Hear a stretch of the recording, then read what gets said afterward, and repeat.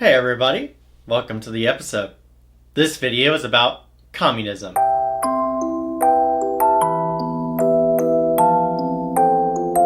Today, we're exploring a novel that many of us read in school, but it is actually one of my personal favorite books, and I think it is a timeless classic. George Orwell's Animal Farm. Published in 1945, this allegorical novel is more than just a story about farm animals. It is a profound critique of power, corruption, and society. I'm diving actually deep into George Orwell's Animal Farm to see if it is really a timeless classic. The totalitarianism that followed the Russian Revolution served as an inspiration for Animal Farm. A few of the book's main characters and story elements are based on real people and events. Although the narrative is primarily a response to the Russian Revolution, it also serves as a crucial warning about the preservation of democracy and freedom because of its examination of power and corruption, which reveals a lot about all governments. In 1917, the Russian Revolution began. Tsar Nicholas II was in charge of Russia at the time. The royal dynasty, known as the House of Romanov, had oppressed the Russian people for generations. Violence and turmoil were hallmarks of Tsar Nicholas II's reign. Tragedy even marked his coronation ceremony in 1896. He became known as Bloody Nicholas after a crowd of about 100,000 people gathered in a field outside the Russian capital. When word got out that there wasn't enough food, there was a huge rush that killed about 1,000 people. Russia was also going through the Industrial Revolution at the time. To work in industries where they were paid little and had to put up with appalling circumstances, even getting small amounts of food. Many peasants had migrated to the cities, which increased the number of individuals living in the cities meant that fewer people were farming, which led to a shortage of food and an increase in fatalities. Consequently, up to 50,000 protesters gathered at the Winter Palace of the Tsar in 1905 to deliver a petition calling for an 8-hour workday, higher pay, and improved working conditions. The Tsar responded by sending 10,000 troops to confront the demonstrators. There were gunshots, and according to many historians, the resulting panic claimed 1,000 lives.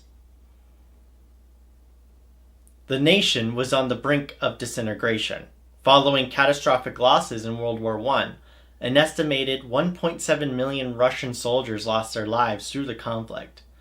A harsh winter and soaring food costs further fueled the dissatisfaction.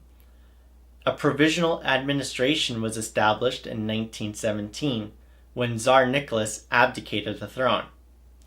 The royals and the higher classes, or the bourgeois, were strongly supported by the interim administration. The Bolsheviks, a revolutionary social organization headed by Leon Trotsky and Vladimir Lenin, came to power in October of 1917. The White Army, who stood for the monarchy in the interests of the bourgeois, and the Bolsheviks engaged in a brutal, destructive civil war, which lasted for 5 years. The Russian Civil War led to the creation of the Soviet Union. Its first leader was Vladimir Lenin, one of the organizers of the October Revolution. The country was ruled by Joseph Stalin for the next 30 years, in a power battle with Leon Trotsky. The Soviet Union developed a harsh authoritarian regime under Stalin. During the course of Stalin's 5-year plan, Russia rapidly industrialized for coal, steel, oil, and power. He set ambitious goals.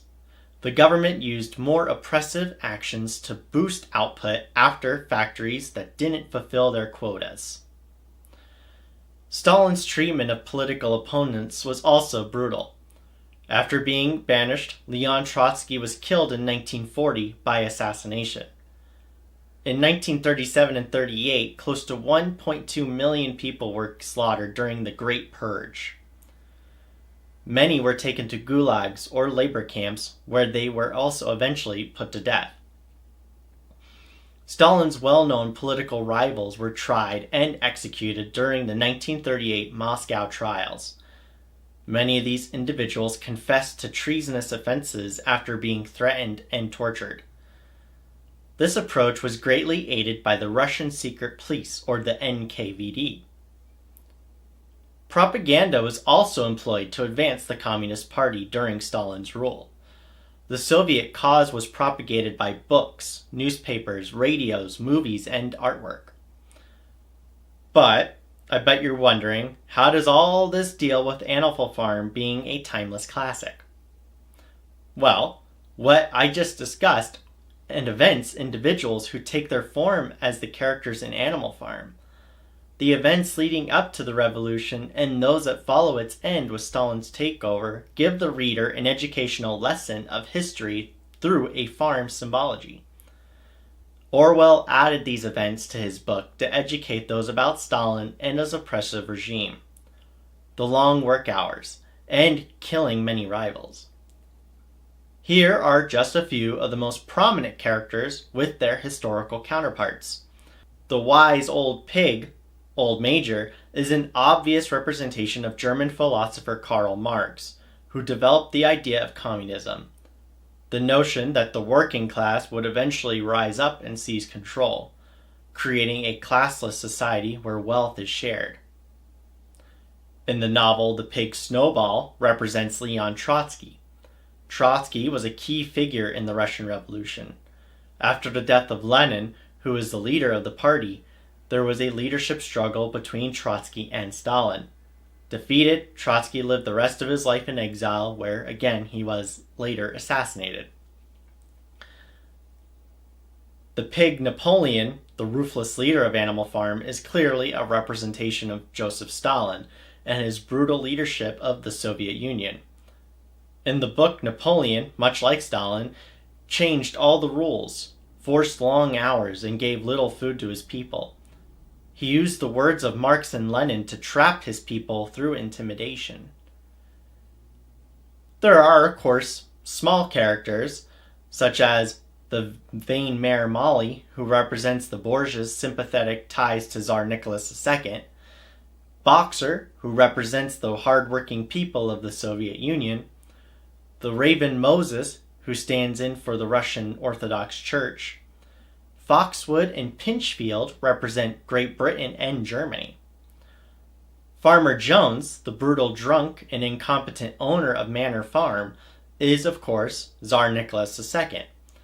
His callousness and neglect leads to the revolution early on in the novel. The events and the personalities in the book and history have a lot in common. As you read the book, greater detail will be shown. It's important to keep in mind that Animal Farm is still important because of its teaching on corruption and power. Orwell's Animal Farm remains a relevant and powerful work of fiction. Its portrayal of power dynamics and the betrayal of ideals continues to resonate with readers, urging us to reflect on our society's current state and the lessons we can draw from this iconic story. Even decades after its publication, Animal Farm serves as a cautionary tale about the dangers of unchecked power and the fragility of ideals. What are your thoughts of Animal Farm? Do you think that it mirrors any aspects of today's world and government? Let me know in the comments below.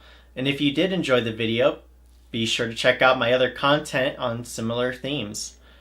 Don't forget to like, comment, and subscribe for more insightful discussions. And I will see you all in the next one.